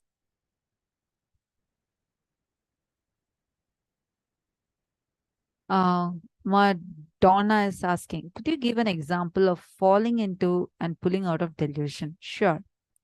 For example, let us say that you get into a conflict with your colleague and you feel like you are, that colleague is only, and then let's say some opportunity comes in your business and your CEO decides to give that opportunity to your colleague instead of you. You think that, look, something this fellow has done. He has conspired against me for sure. And he only stole my opportunity. He took away my opportunity. You build your own false narratives, like hundreds of ideas are already there. You already decided how it started, how he got the opportunity, but not you. You already built a whole story in you. And now you put yourself in a delusion. Now, in just a few more minutes, you find out, you go to your friend and ask, what's the thing? Why am I not getting this opportunity? Then he tells you, no, no, no. Actually, the CEO has promoted you into the next level. He wants you to do a much bigger project. You're like, oh my God, wow. Then the whole thing is just a delusion. I just created something out of the blue, exaggerated it into my head, and I myself fell into it. And then now you are pulling yourself out of delusion. Actually, Ma, just to add to this, every time you fall into an incompletion, every conclusion we come to life, whether we feel life is unfair, life is not right, people hate me, people don't care about me, all of that is we putting ourselves into delusion. Every incompletion is you putting yourself into delusion. Every time you complete using the powerful cognitions, Swamiji explained, right? Seeing illusion as illusion, delusion as delusion. When you use powerful cognitions and wake up to see illusion as illusion, that is you liberating yourself. All of us do this, putting in ourselves in delusion aspect very diligently. But pulling ourselves out of the delusion is what we all are blessed, where Swamiji is continuously making sure we are breaking free from those delusions we create around ourselves. So that is how we all put ourselves into delusion and pull ourselves out of delusion. You're understanding, what?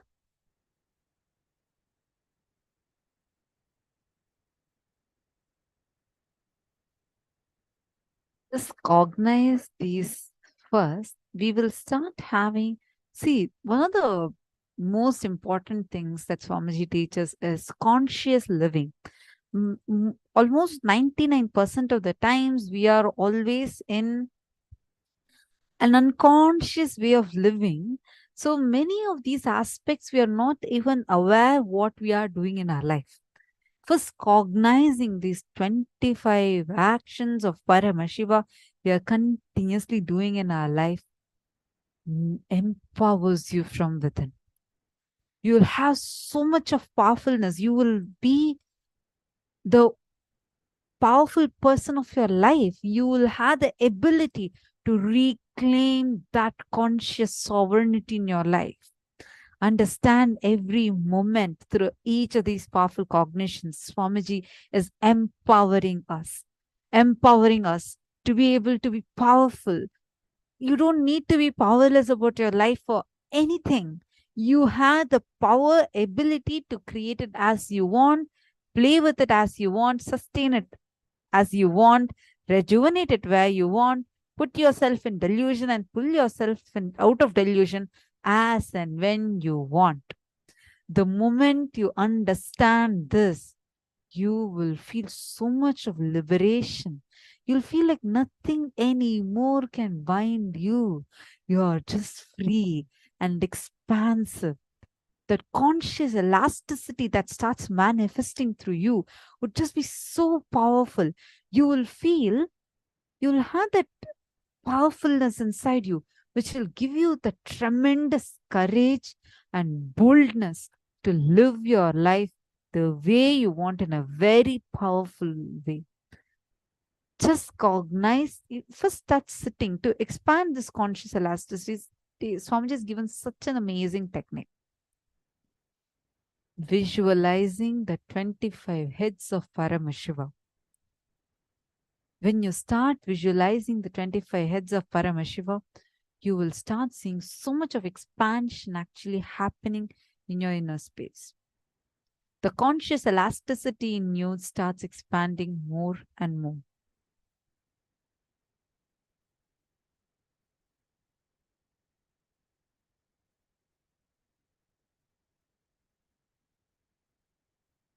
Visualize yourself with all these 25 faces of Paramashiva, the different aspects of your life.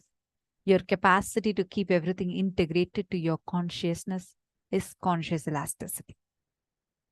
If you feel these 25 faces, 25 heads of Paramashiva is on your head, the neck muscle actually keeps all these heads integrated to your body.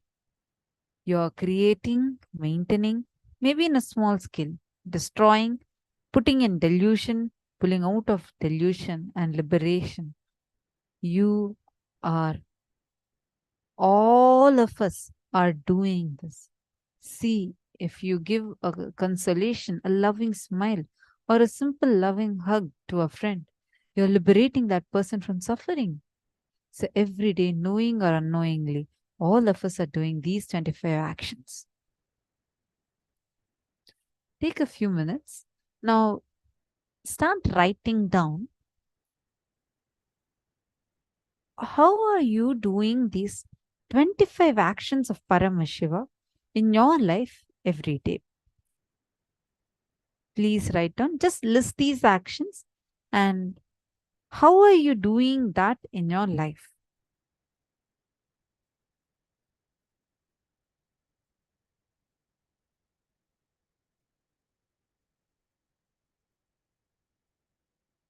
Examples we give, just start listing down. Actually, it's the 25 is nothing but a permutation combination of these 5, the 5 unit ones. So you can start seeing how you are doing this in your life every day.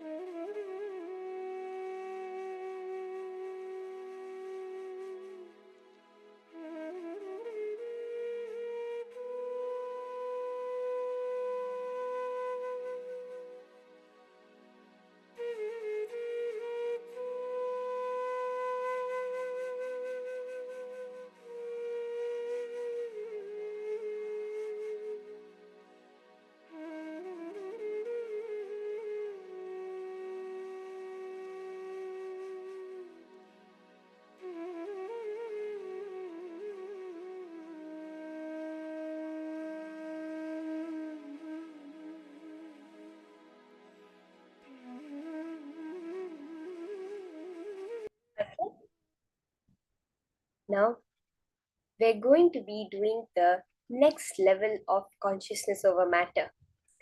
As and when we hear these truths from Swamiji, see, when every time we get a new cognition, apply that immediately in your life in the form of power manifestation.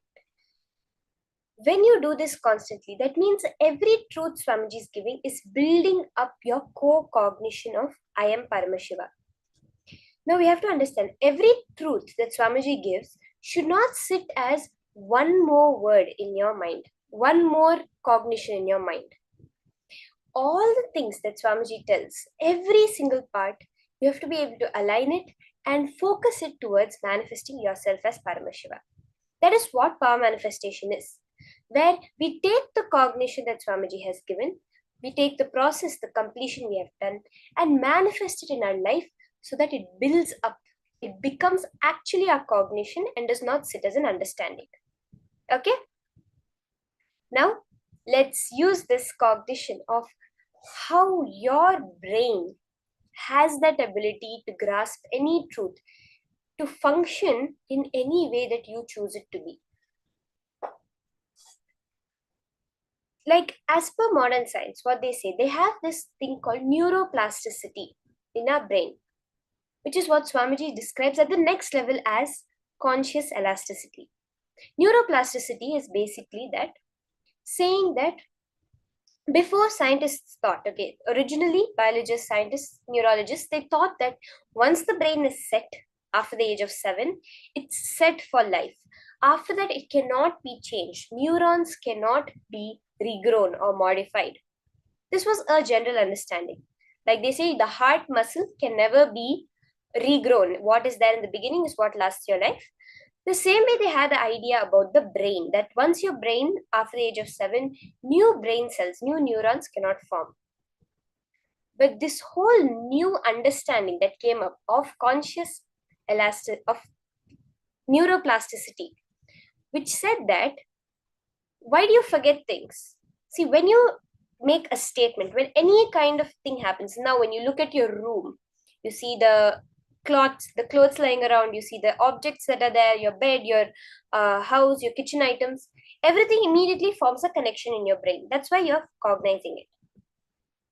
Now, because you're not using that connection, the next second when you turn around, when you're thinking of something else, the connection is pruned out, is what they call. The connection is lost. There's no more connection over there. Those connections which you use constantly again and again and again, those become strong. This is the whole concept of neuroplasticity.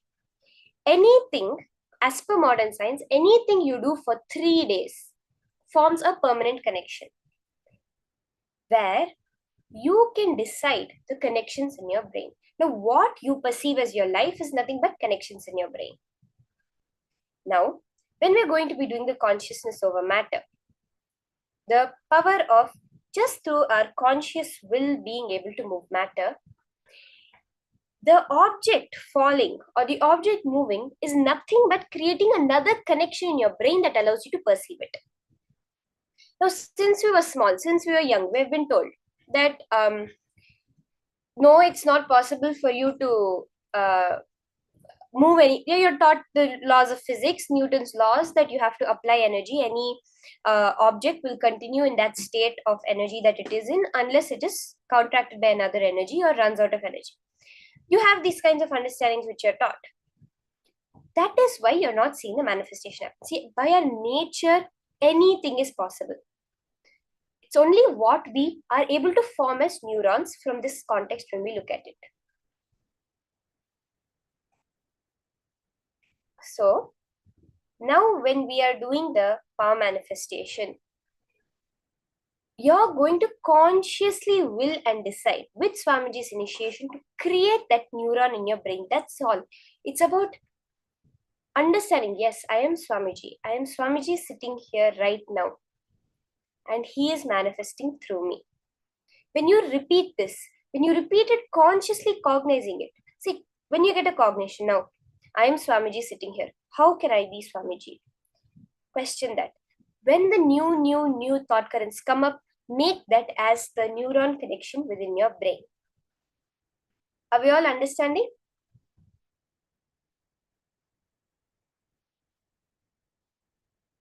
So let's start the manifestation. In this round, we're going to be doing a little bit more further level of the manifestation. In the previous round, we moved the needle in water.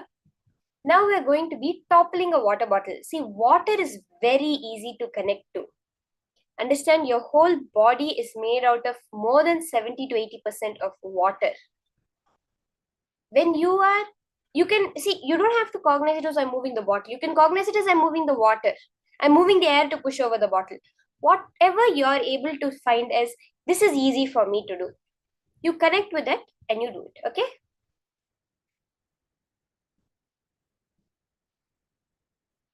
So let's start. You can place a plastic water bottle upside down on top of a silicone or a flat surface, a regular flat surface, or on a tablet or phone. You can place the bottle upside down, okay? I request all the participants take a few minutes. You can get a bottle and any flat surface, a counter, the floor, for you to place the bottle on upside down.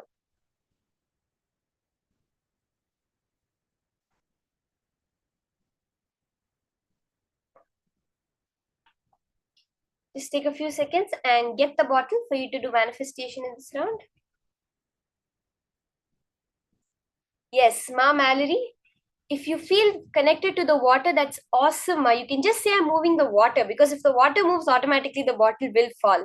That is if whatever you're connecting with, you feel you can move the water, you feel you can move the air, you feel you can move the bottle itself, whatever you're connecting with, you do it. Even when you have the needle in the water, you can cognize it. You can do it as I'm moving the water and the water is moving the needle. You can do it like that also, ma.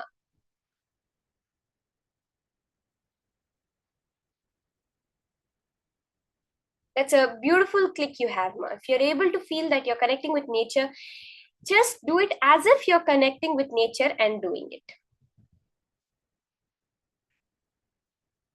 Let's set up the bottle.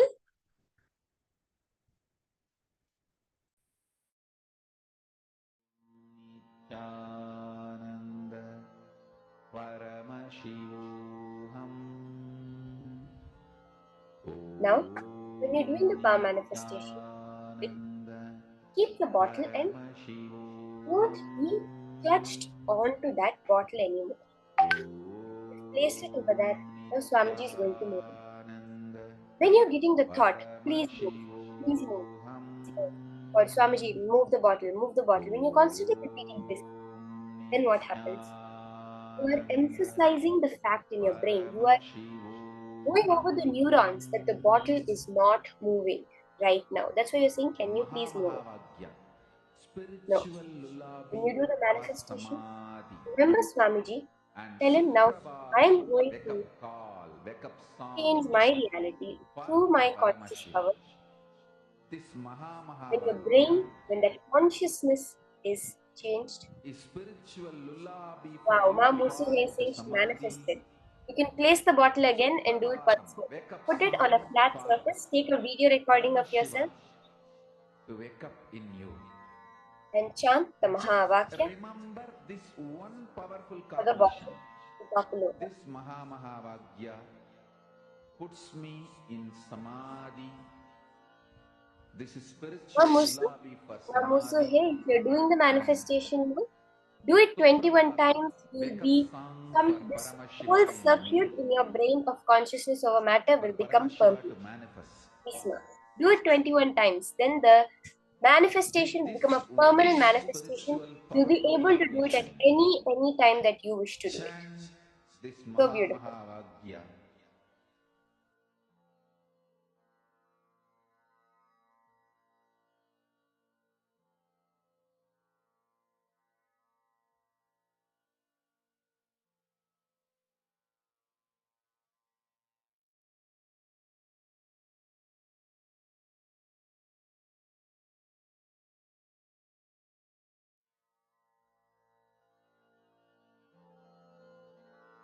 Mahavakya, spiritual lullaby for Samadhi.